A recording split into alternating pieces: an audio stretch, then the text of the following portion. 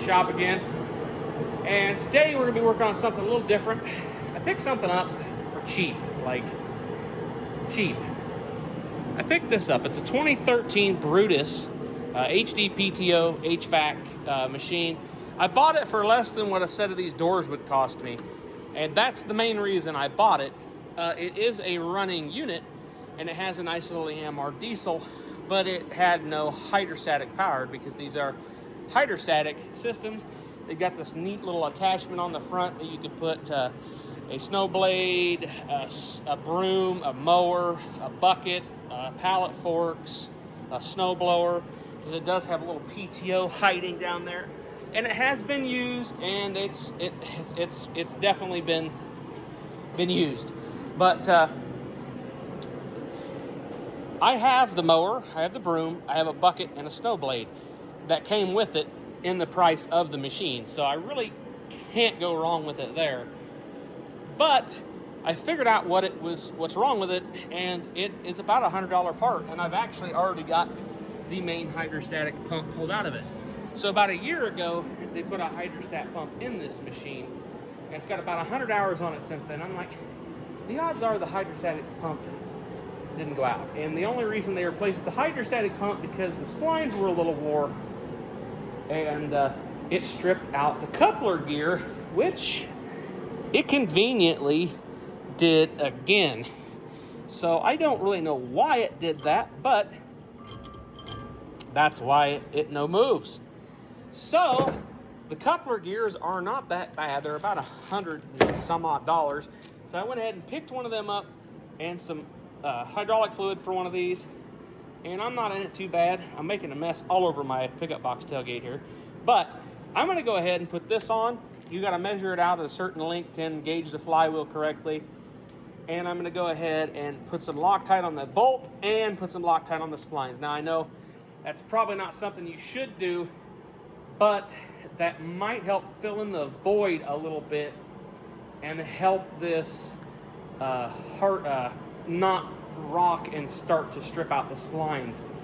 I don't know how hard they work this machine either, so it may just be they were using it incorrectly. I'm thinking around here it will be a great little piece of equipment. You can actually get adapters to put mini skid steer like forks and mini skid steer attachments on it. So that'd be pretty cool. It also has auxiliary hydraulics. Got me thinking too, when I was building my cherry picker frame, my crane for my green 900, I was gonna put a hydraulic cylinder on it. Well, that has live hydraulics more or less, that I could put a cylinder on here and run my cylinder for my crane. And then I can just modify this to fit on the Brutus and just leave the crane on him and just take this box off. The box is a little different than a normal one. It's got a hydraulic lift, electric over hydraulic. I actually think it's just a worm gear motor. It's just like what's in my 900, my green 900. But if I pull this off, put that setup on it, I could just leave it on it. And this would be a much more suited rig for the shop than my green 900. I can just leave this here and use this as the rig for the shop. It does have air conditioning. I don't know if it works. Well, I know it don't work right now because it is missing the belt for the AC compressor. So I don't know what's the deal there, but I may look into that. It does have some electrical gremlins. We've got all this custom wiring going on here. It's got, they have a house switch that runs the fan, so I'll probably look into that, figure out why the fan did what it did. They've got no auxiliary power to any of the accessories, so I got to go through and figure that out. I think a lot of it is, it just needs all the eyelets and the ring terminals and stuff pulled off and cleaned and put back together. I think that would actually fix a lot of this accessories on this thing's problem. I'm also thinking too, when I do it, I'll put a nice big relay off the battery wire that comes up here going to, and then the key can kick on the relay, and then I'm not pulling it over, and it can have its own fused circuit and pull a lot of it off the machine. It's also got this camera thing too that they've cut out of it, and there's a camera up there. That cheesy light bar I'll probably take off and put an actual light bar on it if I end up using it around here.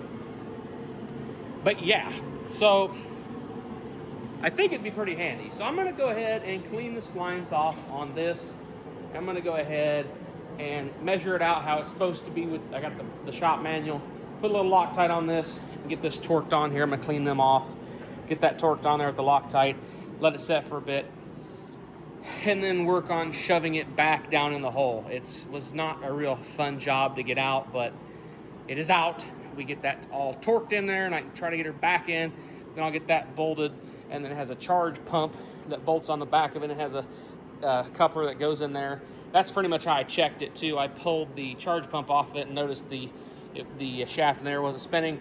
So I'm like, yeah, I don't have any hydraulics at all because that coupler was sheared, or not sheared, wore off. So, or stripped out. So we may go another 100 hours and be doing this whole project again, and at that time I'll be trying to figure out why we are doing that. I may pull the hydraulic filter off it and cut it open and see if there's a bunch of metallic in it, and maybe this poor machine is just eating itself alive, but who knows. But yeah, I've got plenty of hydraulic fluid here for it. We had some at work, and that's heavily discounted because we got like 14 gallons in this stuff and we just can't get rid of it. So I'm gonna go ahead and I'm gonna clean the gear off in the flywheel. It's a plastic gear in there too, so I'm gonna clean that out too before I put everything back. But yeah, we are lubricating everything quite well. So she's pretty rusty down here. As you can see, the bed frame has got most of it. The frame of the machine, rusty around a lot of spots, but not too bad. I may pull some of that off, clean it up, paint it. But yeah, it's not horrible. I think I'm gonna go out on a whim and say that front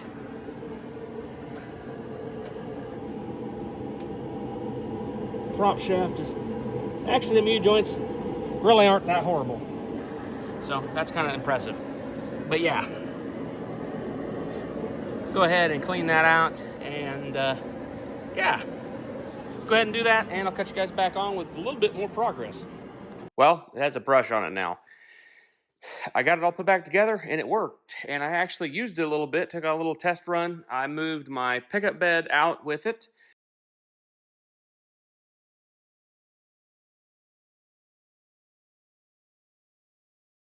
And I went and grabbed the brush from where I work. So this is one of the attachments. I don't know where I'm going to put this thing. I'd like to have it set inside, but it's kind of awkwardly large. And I think the frame might be bent a little bit because I can't quite get this other pin in, but I got the one pin in, so that was fine. I would really like to go get my bucket, and because I could use the bucket. I did figure out the auxiliary switch thing. They have a switch in the dash that runs all of the auxiliary stuff. The hydraulic switch. Yeah, that runs everything. So I'm going to figure out how to get rid of that and make that on the key, because I don't really feel like I need to have to hit a switch every time I want accessories, because there's obviously something wrong in the wiring in this thing. And I don't want the house. It's got a house switch for the radiator fan. I don't really want that either. So I'm going to get all that stuff ironed out. But as of right now, it runs and drives and operates. I don't have the foot throttle cable yet. I ordered it. It should be here in the beginning of the year. So hope you guys had a good Christmas, because it's coming out the following Wednesday after Christmas. But hope you guys had a great holidays and everything. And yeah, so I'm gonna go ahead and probably find a place to put this, and yeah, we'll go ahead and fire her up, see how she starts. She's cold, and the door hinges definitely need a little bit of lube. And let the glow plugs glow. All right. Give myself hydraulic power, and the check engine light goes away. Give her a moment. She's cold, 48 degrees. Nice thing is I have the hand throttle. It doesn't give me max RPM, so I can't get the full speed out of it. I can only run about 15 mile an hour. So once I get the cable in to get everything adjusted, I should be able to at least get 25 to 30 mile an hour out of it. So Fingers crossed I can go a little faster than I can, but gonna give her a little bit of bump up the throttle here, as you guys can see. Oh yeah, picked up that front end. That's all the way up, and it does go pretty far.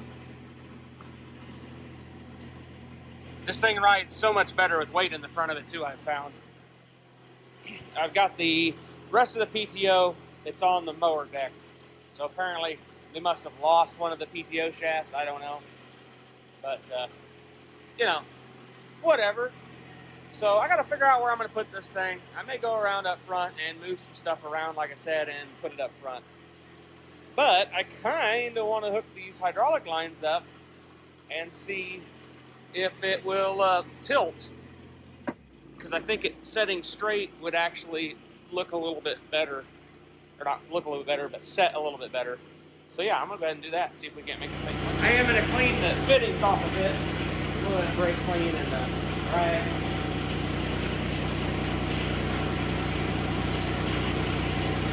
Mainly, I'm not really worried about the machine side, but I am the attachment side because if it's in the dirt. Go ahead and see if we can't get these connected. That was surprisingly easy. There we go. That'll work a little better.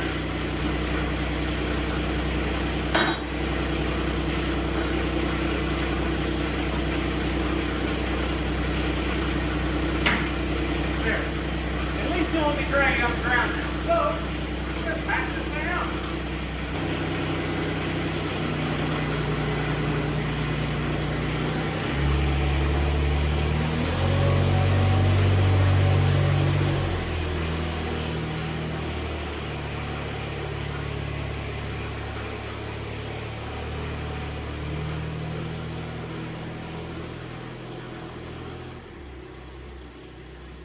All right, well, let's see if me and Green will start and look at this door open.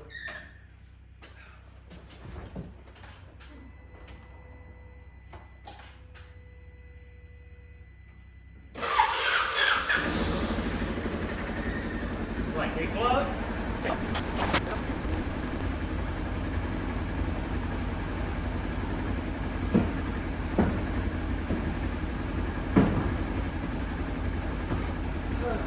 That will at least let me get a little room up here, and we'll go ahead and take them around, shove them in the semi-trailer until I need them later.